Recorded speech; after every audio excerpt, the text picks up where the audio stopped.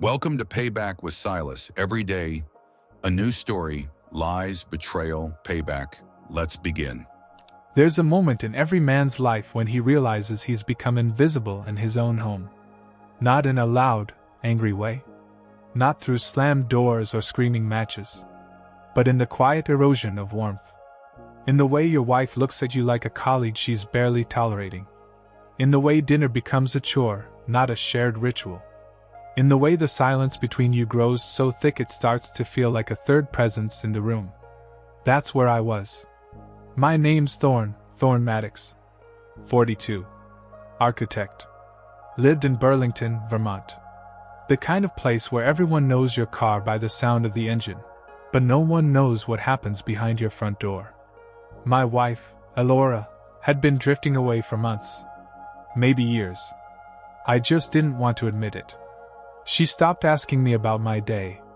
She'd smile, sure, but the kind of smile you give a stranger when they open the door for you. Polite. Empty. We weren't fighting. That would have been easier. At least then, there'd be passion. Something real. Instead, there was just distance. And then her sister moved in. Hazel. A sharp name for a sharp woman. Cold as glass and twice as fragile when it came to criticism. She'd gone through a bad breakup, or so I was told, and Elora offered her the guest room. Just for a few weeks. 3 months later, Hazel was still there. And she made it very clear she never liked me. "You're the kind of man women settle for," she once told me. No context. Just dropped it in my lap one Sunday morning like a dead bird. I didn't respond. Not because I didn't have words. But because men like me, men who've built something with bare hands, who've swallowed their pride for the sake of peace, we choose our moments carefully. And my moment came. It was a Tuesday. Late September. I remember because the leaves were starting to fall, and Elora had just bought those ridiculous pumpkin-scented candles she liked to burn even though she hated pumpkins.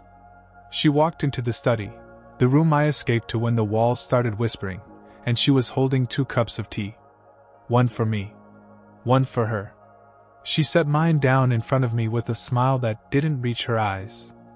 "I made you something special," she said. I looked up. That smile. Off. Too wide. She sat across from me. Just waited. Watching. I picked up the cup. Smelled it. Mint. But not just mint. Something under it. Faint bitter. Medicinal. I spent a summer in college working at a sleep clinic. I know that smell. Diphenhydramine. Heavy dose. I looked at Elora. Then at Hazel, who had just walked in and was leaning against the doorframe, arms crossed, wearing a smirk that she didn't even bother to hide. That's when it clicked. This wasn't a loving gesture. This was a setup. I smiled back. Took a slow sip. Pretended. Then set the cup down casually. And waited for my moment. I grew up around liars. Not the dramatic kind, not the ones that cheat and scream and throw glasses. The subtle ones. The ones who lie with a tone of voice, with a delay before answering, with a smile held just half a second too long. That's why I didn't flinch when Elora slid that cup toward me. That's why I didn't break eye contact when I said, "You're incredible." Her smile flickered. It was so fast you'd miss it, unless you were looking. I was. It was the kind of micro-expression you'd expect from someone who just realized the rat ate the wrong bait. Hazel was still leaning in the doorway, arms crossed like a judge waiting for the verdict. She hadn't spoken yet, just watched. Like she already knew how this scene would end. I reached for the cup again. Not too fast. Not too slow. Just like a man accepting a gift. But as I lifted it, I gave a little start. "Ah, damn!" I muttered, tapping my elbow against the table and pretending to knock over my phone. Bent to the floor. In that 3-second window, I slid my hand across the table and switched the cups. Hers, still untouched, now sat where mine had been. My fingers brushed the ceramic. Hers had a small chip near the handle. That's how I was sure. I came back up with the phone in hand and a smile on my face. Clumsy, I said. Hazel scoffed. You always were. I held out the switched cup. Here, Elora. We'll toast. You drink yours, I'll drink mine. Fair? I watched something tighten in her jaw. Just for a moment. Then she nodded. We raised our cups. She hesitated. Then took a long sip. I pretended to do the same. Hazel raised an eyebrow. Where's mine? You want some? Elora said quickly. Too quickly. Sure, Hazel replied, eyes locked on her sister. I stood. I'll grab it. In the kitchen, I boiled water, took my time. Let the silence build behind the walls. Let the seconds stretch into something uncomfortable. When I came back, Hazel already had Elora's cup in her hand. The chipped one. Elora's mouth opened, just a little, but she said nothing. Hazel drank. 1 sip. 2. Then looked at me like she had something clever to say. And then the color drained from her face. What the hell? She stood. Wobbled. Hands gripping the chair. Eyes darting. What did you? She didn't finish. Her legs gave out. She fell sideways into the chair. Elora rushed to her. Hazel? Hazel! I stood still. Calm. Collected. Watching. Elora looked up at me, and her voice, finally, cracked. What did you do? I didn't move. I didn't blink. I just looked her in the eye and said, You tell me, Elora. She froze. That name, her name, said so directly, so clearly. She knew I knew. I pulled out my phone and dialed 911. Calmly. Gave them the address. Told them there was a medical emergency. No emotion in my voice. No panic. When I hung up, I looked at Elora again. She opened her mouth, but there was nothing left to say. She knew the game was over. The ambulance took 9 minutes to arrive. Hazel was semi-conscious by then, mumbling, disoriented, pale. Her eyes rolled back once, and Elora nearly screamed. But I didn't move. I just sat in the kitchen, sipping the tea I made for myself. Real tea. Not drugged. Not poisoned. The doorbell rang. Sirens off. Professional, quiet. Vermont's first responders are trained not to cause scenes. 2 EMTs, one older man with sharp eyes, one young woman who looked like she'd seen worse, came in, checked her vitals, asked quick questions. I watched Elora stumble over her words. I don't know, she just fainted, maybe she didn't eat. Her voice cracked again. I could see the lies forming before they left her mouth. But I didn't speak. Not to them. Not yet. They loaded Hazel onto the stretcher. One of the EMTs turned to me. Sir, did she ingest anything unusual? Food? Alcohol? Medication? I looked at Elora. Then I looked back at the EMT. She drank my tea. Pause. But the cup she used wasn't meant for her. His eyes narrowed. The woman jotted something down. They left quickly after that. Took her to UVM Medical Center. Elora didn't go with them. She didn't even ask to. She just stood there shaking. When the door closed, the silence that followed was like a punch to the chest. You switched them, she whispered. I nodded once. You were supposed to pass out. Just sleep.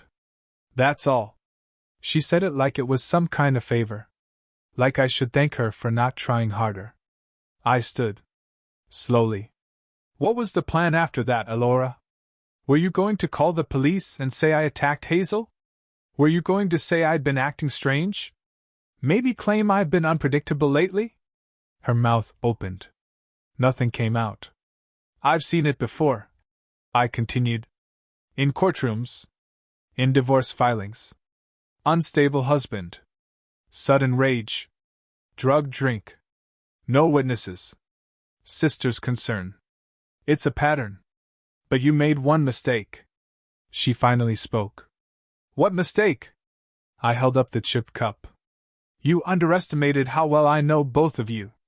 I could see her crumble from the inside. The weight of it all, the panic, the realization, the collapsing fantasy of her clean escape. She sat down slowly. No tears. Not yet. Just silence. I stepped into the hallway, opened the closet, and pulled out a small black file folder I'd kept hidden behind the insulation for over a year. She didn't know I had it. She didn't know I'd been preparing. Inside, copies of text messages between her and Hazel. Bank statements showing withdrawals from our joint account, transfers to a private one in Hazel's name. A voice memo I recorded 2 months ago, when they thought I was asleep and they talked just loud enough for my phone to catch everything. I laid the folder gently in front of her. I'm filing tomorrow. She looked up. You're divorcing me? I smiled. Calmly. Elora, we were divorced the day you stopped looking at me like a person. I walked past her, upstairs, to the bedroom. Packed a single bag. I already had a rental lined up. I'd signed the lease last week. The keys were in my coat pocket. I came back down. She was still sitting there. Still staring at the folder like it was written in a language she no longer understood. I paused in the doorway. One last thing, I said. She turned her head slowly. You were right. About what? She asked, her voice a ghost of itself. I stepped outside, into the cold Vermont night. The tea was special. And then I shut the door. The strange thing about quiet towns is that they train you to bleed in silence. No one wants scandal. No one wants a mess. Especially in Burlington. People here leave pies on porches, rake leaves into neat piles, and pretend not to hear the arguments through thin walls. I knew that. And I used it. I moved into a small house 2 streets over. Still in town. Still within walking distance of the old place, just in case I needed to stop by for mail or to sign documents. But I knew I wouldn't need to. Elora wasn't going to fight me after what I left her with. She'd go quietly, to protect what little image she had left. You see, people like Elora and Hazel, they don't actually want destruction. They just want control.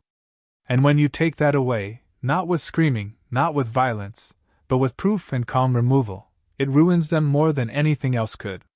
I went to work the next day like nothing had happened. Said good morning to the office assistant. Grabbed coffee from Sam's Diner on Battery Street. Even joked with a colleague about the Red Sox. But I didn't forget. Not a second of it. That night, I sat on the back deck of the rental. Looked out over the little patch of woods. Listened to the wind. And I opened my private laptop. Not the one Elora had access to. Not the one I kept on the kitchen counter. The real one. The one I used for tracking things. Not finances. Patterns. Because here's what no one knew, for the last 11 months, I'd been building a timeline. A map. A quiet, detailed reconstruction of every moment something felt off. And when Hazel moved in, I stopped wondering. I started documenting. Every phone call. Every password change. Every time Elora left the room just before I came in. Every time I found her whispering on the patio. Even the way she touched her phone to unlock it, thumbprint from a different angle. She changed her settings 3 weeks after Hazel arrived. I noticed. No one else would have. But I'm an architect.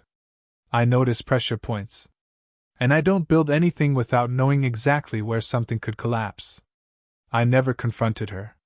I never begged for attention. I just watched. And waited. One night, I even followed her. She said she was running to the store for oat milk. She ended up parked behind a shuttered bookstore at 9:45 p.m. Hazel was in the passenger seat. They didn't kiss. It wasn't that kind of secret.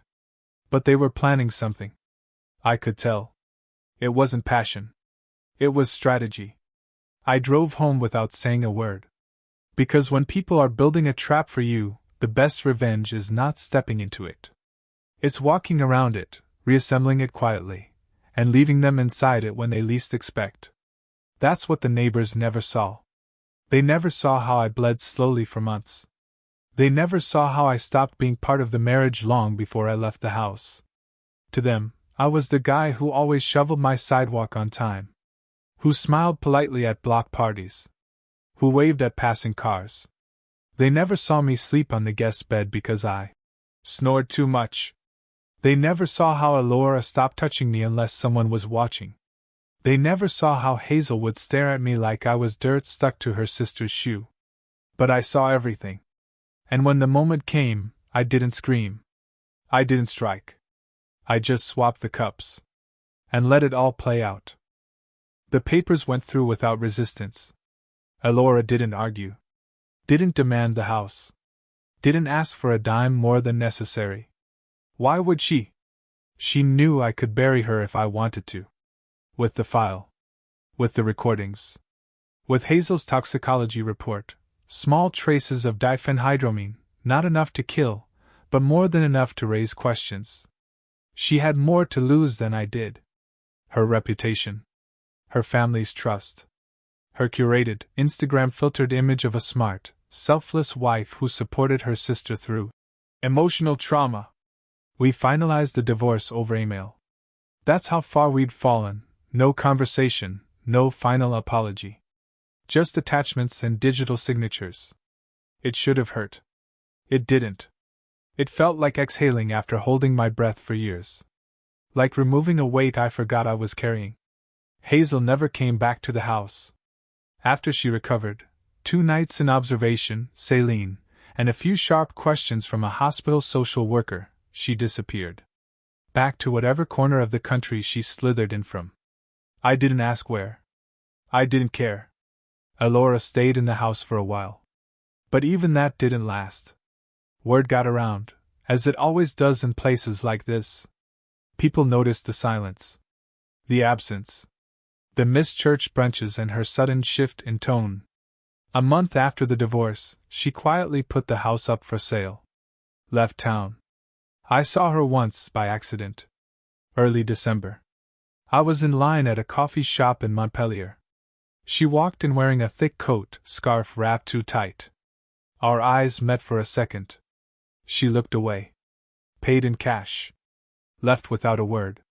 There was no rage in me. No bitterness. Only clarity.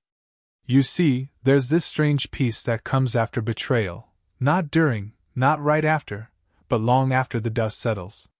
When you've felt every ounce of anger and let it burn through you. When you've faced down the people who tried to rewrite your life in their favor. When you've walked out, not shouting, not broken, but whole. That kind of peace doesn't scream. It just is. Now I live differently. Quiet house. Real quiet. Not the fake kind that's full of tension. I rebuilt a little woodworking bench in the garage. I make things now. Shelves. Lamps. Simple. Functional. No one watches me when I drink tea anymore. No one poisons anything.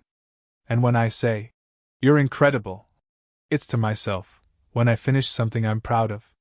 The marriage is gone. So is the manipulation. So are the lies. All that remains is me. Still standing. Still calm. Still Thorn Maddox. And now? Now I never ignore the smell beneath the mint.